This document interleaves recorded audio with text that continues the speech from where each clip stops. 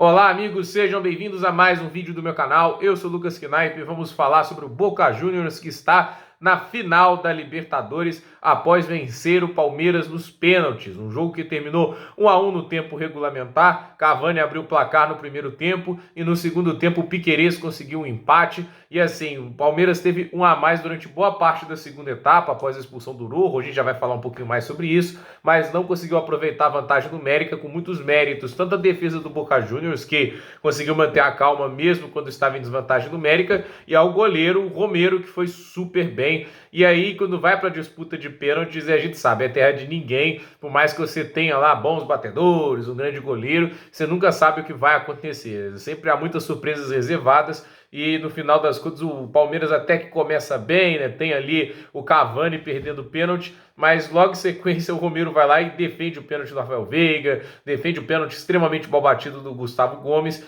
e eles vão lá e não desperdiçam mais suas cobranças. 1-1, um jogo que, se a gente olha os números friamente, dá uma ideia de que o Palmeiras foi tão superior, né, que dá um ar de justiça no jogo, né? Foram 24 finalizações a 3 para o time do Palmeiras. Porém, há de se dizer isso, o Palmeiras em todo o jogo conseguiu 8 finalizações na direção do gol, a maior parte do segundo tempo.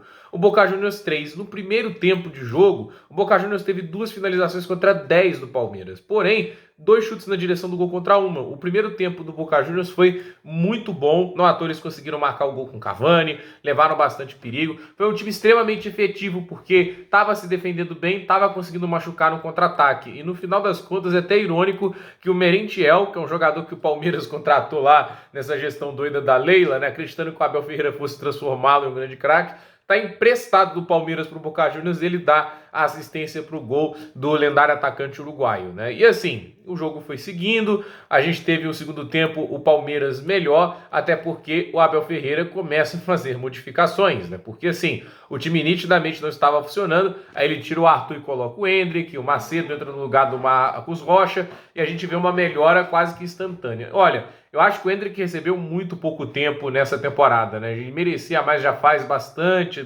tempo. Ele tá basicamente em algumas partidas só entrando nos minutos finais. Tem jogos que ele entra faltando 2 minutos pro jogo acabar. E eu não consigo entender por que pessoas fazem esse tipo de alteração. Se é para queimar cronômetro no jogo, mas sinceramente é até ruim para o desenvolvimento dele. Ele podia já estar jogando há mais tempo, já podia ser testado como titular, ganhar o ritmo e já ter as dores de crescimento agora, né? Tipo, é óbvio, todo jogador vai precisar passar por uma maturação. E o Endrick é um jogador realmente muito fora da curva, né? Os passes que ele estava dando, a qualidade dele, né, em conduzir a bola, é realmente um jogador muito fora de série. E assim, o jogo foi seguindo, e aí a gente teve primeiro o Marcos Rojo fazendo uma falta que já podia ser vermelho, se o árbitro desse um vermelho direto ali, não acho que seria errado não, o pé é totalmente inconsequente, mas eu fico pensando que passa na cabeça de um atleta de 33 anos de idade, não estou falando de um jogador de 16, 17 anos como o Endrick. O Endrick, inclusive, quase correu o risco de ser expulso na hora que ele fez um pé alto ali na área, mas aquilo ali, eu dou uma passadinha de pano, porque o garoto tem 16 anos, né? Ele tá ali naquela ansiedade de ajudar o time, tentou ali chutar e acabou sendo inconsequente. Mas Marcos Rojo é um jogador de 33 anos, ele tem muita experiência, se não me engano até teve passagem na seleção argentina, e assim, a falta que ele faz para levar o vermelho é tão estúpida que nem mesmo um argentino como o Marcos Rojo reclamou. Porque ele sabia que fez bobagem, né? Quando o argentino não reclama do vermelho, é porque ele realmente foi muito estúpido. E aí é aquela história, né? A gente vê o jogador expulso, e aí vai o Palmeiras tentando atacar, o Romero catando super bem. E assim, a partida do Romero ela não é perfeita, porque tem o gol do Piquerez, né? Porque o Piquerez consegue aquele chutaço de fora da área, mas é um chute que estava muito ao alcance do Romero e ele não aproveitou, né? E assim, o Romero, gente, não é um goleiro extraordinário isso tudo. Hoje foi brilhante, né? Mas quem viu a seleção argentina nos últimos anos, quando ele foi o goleiro titular, ele nunca foi um goleiro de passar tanta confiança assim. Hoje foi aquela atuação assim, digna de Libertadores para conseguir a vaga à próxima fase. Mas assim, o Romero em si, como goleiro, é no máximo ok, sinceramente. Hoje foi uma das melhores atuações da carreira dele, sem dúvida, né? E assim, depois que o Palmeiras marca o gol, Olha, eu fico muito decepcionado, assim, que demorou até os momentos mais finais ali da partida, ali no finalzinho dos acréscimos, para eles pressionarem mais. Em alguns momentos o Boca Juniors tinha a posse de bola, perdão, conseguia girar a bola. Teve até um momento ali nos acréscimos que eles giraram tão bem a bola que o Cavani chegou a finalizar, entende, né? Teve uma finalização única do Boca Juniors no segundo tempo.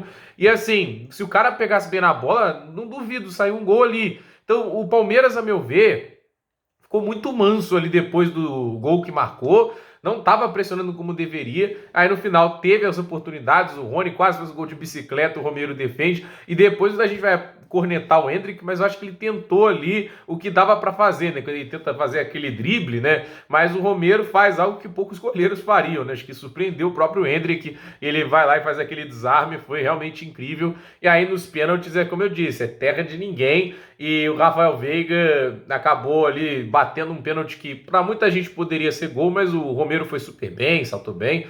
E depois o Gustavo Gomes, esse bateu muito mal. E assim, ele bateu mal não só pelo aspecto da força, da direção, né? Mas, cara, o Romero já tinha dado a pista que ele iria pular pro lado direito, né? Ele já começa a pular um pouco antes, mas o Gustavo Gomes não muda a trajetória da bola, não tenta chutar no meio. Realmente estava muito sem convicção nessa batida. E o Valdez, o Valentini, o Figal e o Fernandes marcaram os gols de pênaltis do Boca Juniors que levam eles à decisão. E assim, o Fluminense não pode subestimar o Boca Juniors. Tem bons jogadores, é um time que é sim bem treinado. No final das contas, apesar de tantas sinalizações do Palmeiras, não foram muitas chances claras criadas, né? E quando teve as oportunidades, o Romero estava lá para desequilibrar, né? Então assim, foi um jogo que, a meu ver, mostra um Boca Juniors que aguentou um adversário difícil e soube ter maturidade mental ali para suportar os momentos mais tensos da partida. Por mais que eles façam aquela catimba argentina, que chega até ir para o lado da violência, eles, no final das contas, foram muito bem no segundo tempo, depois da expulsão do Rojo. Podia ter sido muito pior, né? Tipo, sofreram o gol de empate,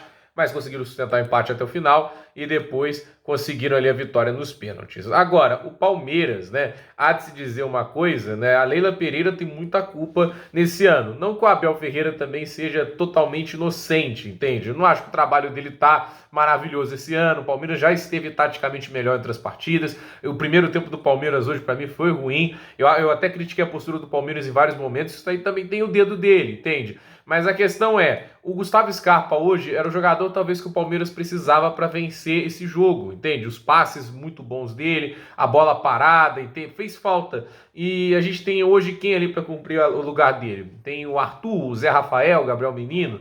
Não vai dar certo, entende? A saída do Danilo também é ruim. Eu acho que assim, demora demais o Palmeiras para buscar alternativas e parece que não está nem interessado em ir atrás, né? Eles chegaram a falar, vamos atrás do Claudinho e tudo isso, e no final não gastam quase nenhum tostão, e aí o Abel Ferreira tem que gerenciar o time com o que ele tem ali disponível. Como eu disse, eu acho que já podia ter dado mais espaço ao Endrick já faz tempo e tudo isso, mas é aquela história, né? Tá na semifinal da Libertadores, mais uma vez, 4 anos seguidos, chegando entre os 4 melhores, mas o segundo ano seguido batendo na trave, né? Então, a ver o que vai acontecer nessa final. É um Boca Juniors que busca história, 7 títulos de Libertadores, que seria igualar ao Independente, né? Agora eu não lembro se o Independente tem 8 ou 7, mas e o Fluminense tenta fazer história, o Fernando Diniz tentando aí ser o primeiro título gigante, né? Imagina inaugurar a sala de troféus de verdade, estadual não conta, com uma Libertadores. Isso aí, para o técnico, seria magnífico, mas do outro lado também